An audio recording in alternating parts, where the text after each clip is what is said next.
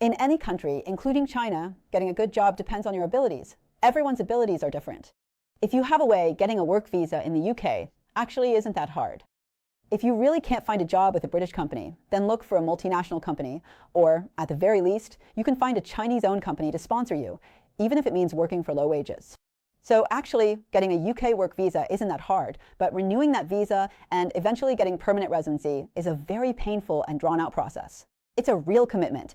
You have to work for the same employer in the UK for several consecutive years without changing jobs.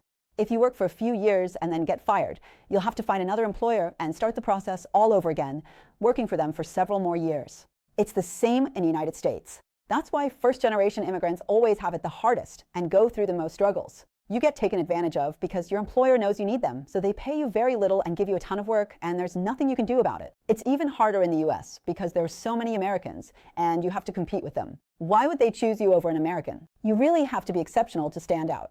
So the very first hurdle, the entry barrier, is already really high. In the US, work visas are given out by lottery, kind of like a scratch-off ticket.